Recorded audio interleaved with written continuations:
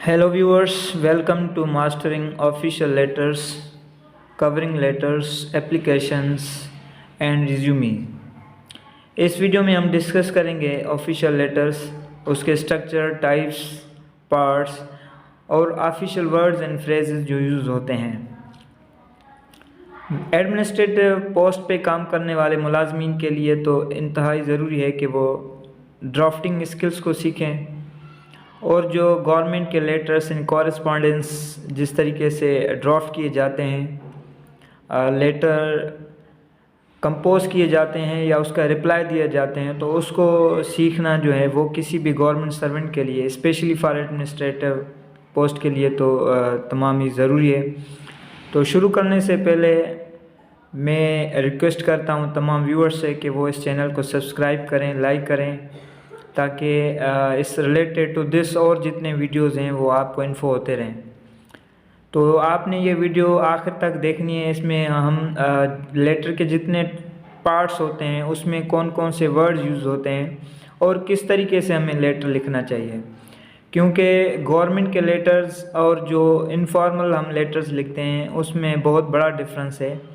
Words का भी difference होता है, क्योंकि मखसूस वर्ड्स जो हैं वो यूज़ होते हैं किसी भी इदारे में, चाहे वो एजुकेशनल इंस्टीट्यूशंस हों या बैंक हो या कोई भी हो। तो शुरू करते हैं। सबसे पहले लेटर क्या है, what's letter? A letter is a two way correspondence in written form between two officials. Letter जो है वो टू वे, यानी हम किसी को लेटर भेजते हैं और वो रिप्लाई में हमें लेटर भेजते हैं या जवाब हमें देते हैं, और ये रिटन फॉर्म में होता है। टू ऑफिशियल्स, गवर्नमेंट के मुलाजमीन के बीच में जो भी कॉरेस्पॉन्डेंस होता है तो हम उसको फॉर्मल लेटर कहते हैं। और it may be suggestions, complaints, reply, demand, order, etc. तो लेटर जो हम लिखते हैं या तो हम सजेशंस देते हैं या हम शिकायत जो होती हैं वो शेयर करते हैं या हम किसी लेटर का जवाब लिखते हैं या कोई डिमांड होता है या कोई ऑर्डर। तो ये गवर्नमेंट के इदारों में, इंस्टीट्यूशंस में इस तरह के लेटर्स जो होते हैं, फॉर्मल लेटर्स, वो हमें कंपोज करने पड़ते हैं, उसका रिप्लाई देना पड़ता है, उसको प्रूफ रीडिंग करनी पड़ती है। तो ये सिंपल उनकी अंडरस्टैंडिंग है लेटर की। आगे हम देखेंगे कि इनके पार्ट्स जो हैं, वन बाय वन हम उनके पार्ट्स देखेंगे। Parts of an official letter के 6 पार्ट्स होते हैं। Number 1, heading. हेडिंग में आपका एड्रेस आता है और डेट। एड्रेस 2 टाइप्स होते हैं, वो मैं आगे आपको बताऊंगा कि 2 टाइप्स ऑफ एड्रेस कौन सी होती हैं और फिर हमें एड्रेस किस तरह लिखना चाहिए।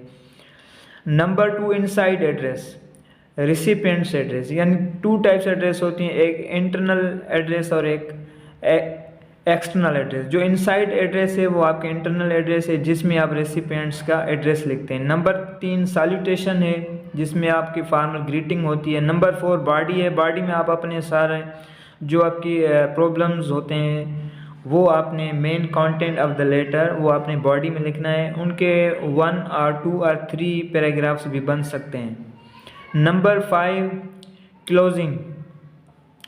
क्लोजिंग में जो है वो आपने जैसे यूअर्स सिंसियरली, यूअर्स ओबीडेंटली या यूअर्स फेथफुली, इस तरह के जो सेंटेंसेस होते हैं वो आपके क्लोजिंग में आ जाते हैं। क्लोजिंग में आप जो उनके ग्रेटनेस के लिए, जैसे I will be remain grateful to you, या थैंक्स, या yours sincerely, yours obediently, yours faithfully, ये जो वर्ड्स हैं आपके ये क्लोजिंग में आते हैं। और नंबर 6 पे सिग्नेचर। सिग्नेचर में योर नेम एंड डिजिग्नेशन, आप अपना नाम, अपने डिजिग्नेशन और अपने साइन करेंगे, डेट डालेंगे। तो ये 6 मोस्ट इम्पोर्टेंट पार्ट्स थे ऑफिशियल लेटर के। आगे है, हम इनको अभी 1 बाय 1 देखेंगे। नंबर 1, एड्रेस है। एड्रेस 2 टाइप्स होते हैं, मैंने आपको पहले बताया। नंबर 1 एक्सटर्नल एड्रेस है और नंबर 2 इंटरनल एड्रेस है। एक्सटर्नल एड्रेस में वो एड्रेस होती है यानी आपके अपने इदारे के एड्रेस, यानी आप फॉर एग्ज़ाम्पल किसी एक स्कूल में काम करते हैं तो ये आपको राइट साइड ऊपर कॉर्नर पे आपने अपने स्कूल के एड्रेस लिखना होता है। नेम ऑफ इंस्टीट्यूशन, आप अपने स्कूल का नाम, ऊपर अपने स्कूल का नाम होगा, नीचे जहाँ पे स्कूल सिचुएटेड है वहाँ सिटी, ब्रांच और स्ट्रीट जो है वो आपने एड्रेस लिखना है, जैसे इकबाल एकेडमी रावलपिंडी।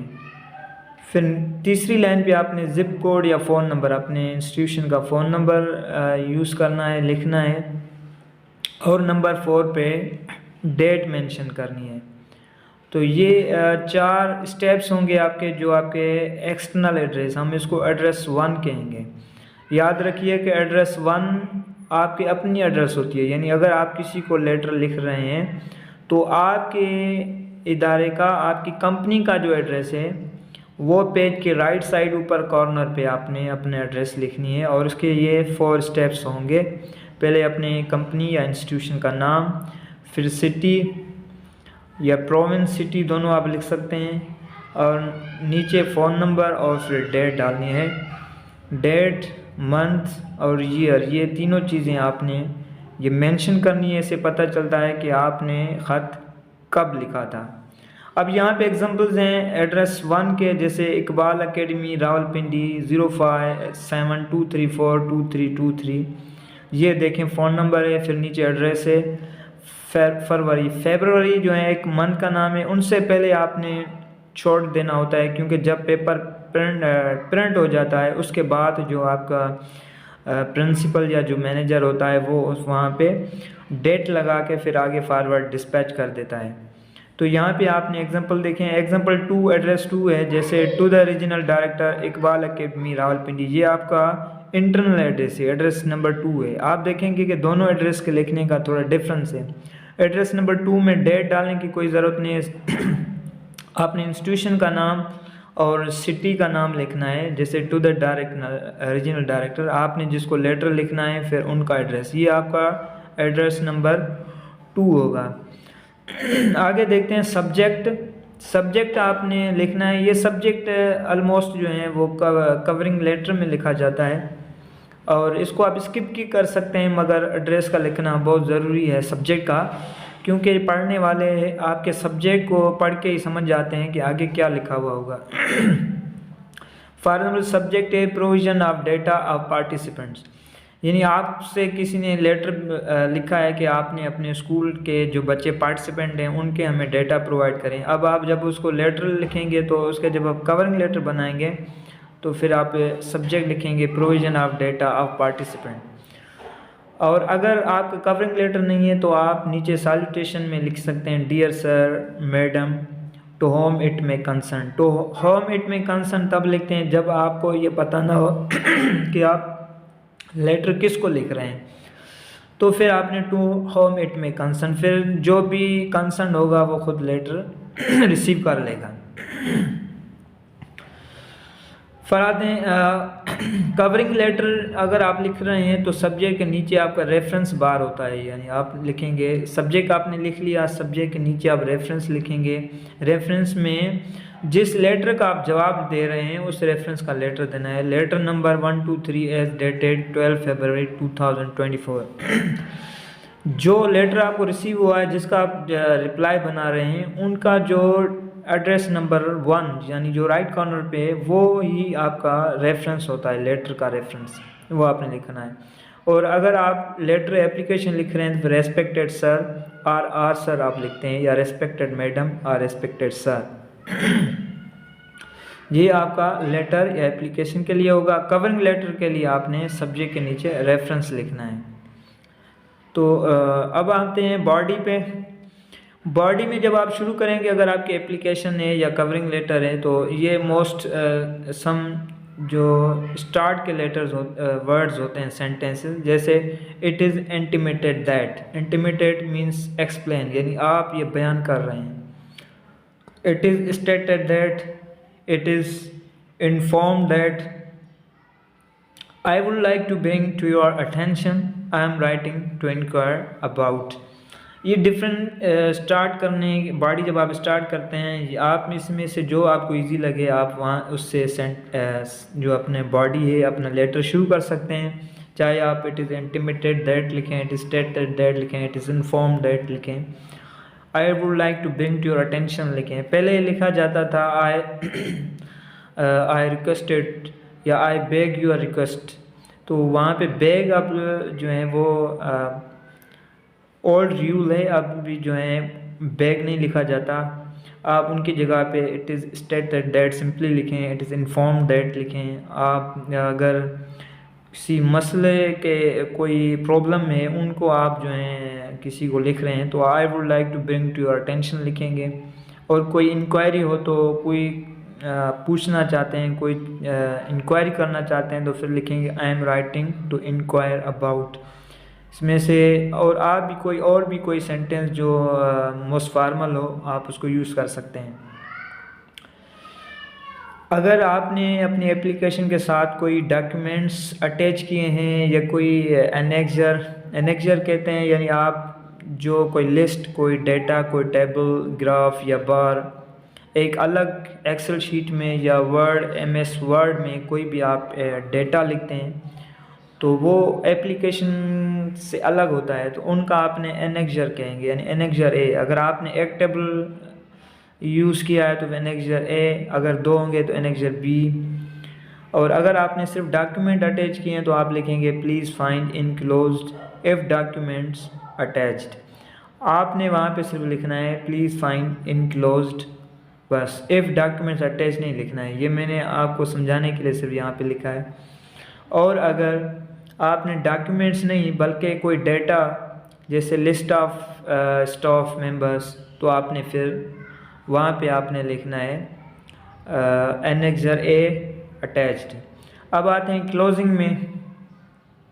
क्लोजिंग में आप लिखते हैं योर सिंसियरली। सिंसियरली आप तब लिखेंगे जब आप किसी को जब लेटर लिख रहे हैं उनका अगर नाम आपको पता हो कि आप किसको लेटर लिख रहे हैं, whom you write your letter, then you can use your sincerely. आप जानते हो कि उसका नाम जो है वो अहमद है, सुलेमान है या कोई भी हो। अगर आपको पता नहीं है कि उनका नाम क्या है, वो कौन है, आपको सिर्फ ये पता है कि कोई मैनेजर है, कोई असिस्टेंट मैनेजर है, कोई कमिश्नर है, SC, DC या ओम्बड्समैन, कोई भी आप किसी को लेटर लिख रहे हैं, आपको नहीं पता तो आपने योर्स फेथफुली लिखना है। और योर्स ओबीडियंटली हम लिखते हैं जब कोई स्टूडेंट और टीचर के बीच में। अब आते हैं कवरिंग लेटर पे। ये मैंने एक सिंपल लिखा है। कवरिंग लेटर हमने कैसे बनाना होता है।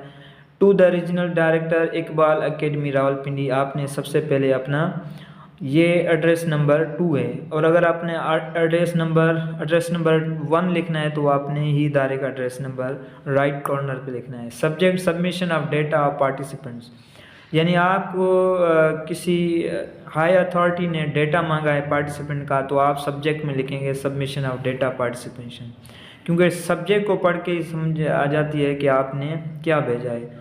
फिर your letter number 1, 2, 3 in bracket G dated 12 February 2024 refers.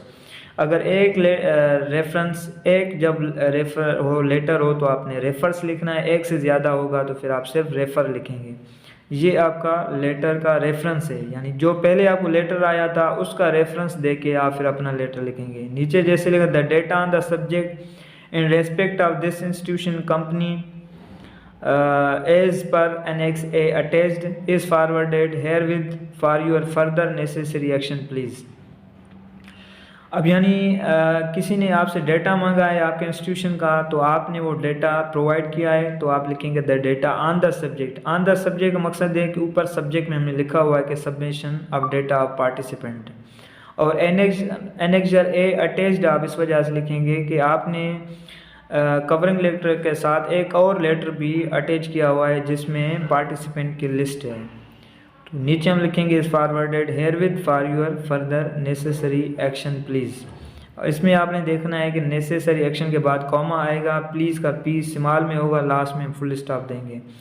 आप इसकी हेडिंग भी दे सकते हैं 1, 2, 3, 4 और नीचे फिर प्रिंसिपल की साइन डाल देनी है या आपका कोई भी हो मैनेजर है तो उसके साइन स्टैम्प और होगा। लास्ट में मैंने एक और जॉब एप्लीकेशन का एक सैंपल मैंने इंक्लूड किया है। जैसे ऊपर लिखा हुआ है डियर सर, पहले आपने ऊपर टू द प्रिंसिपल और जो भी है उनका एड्रेस नंबर 2 दें लिखेंगे, फिर लिखेंगे dear sir.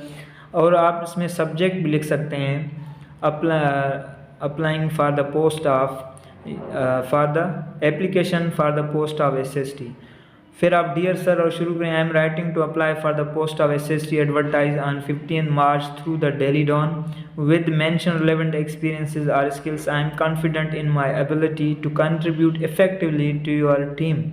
Enclosed is my resume CV for your review. I would welcome the opportunity to discuss how my background align with the needs of company name. Thank you for considering my application. I look forward to the possibility of contributing to company name. Sincerely yours. तो ये एक sample है, आप इसको दे के कोई भी application लिख सकते हैं, मगर आपने इसके पूरे स्ट्रक्चर को देखना है। एड्रेस नंबर 2, उसके बाद डियर सर, फिर आपने सब्जेक्ट लिखना है, सब्जेक्ट के बाद फिर आपने एक बॉडी बनानी है, बॉडी के बाद लास्ट में योर्स सिंसियरली या yours faithfully. Thank you for watching. और मैं दोबारा रिक्वेस्ट करूँगा सबसे कि इस चैनल को सब्सक्राइब करें, लाइक करें और बेल का आइकन क्लिक करें। इससे रिलेटेड और हम सैम्पल वीडियोस एक नेक्स्ट वीडियो में लेके आएंगे, जिसमें हम और रिज्यूमी CV और उस पर डिस्कस करेंगे। Thank you. अल्लाह हाफिज़।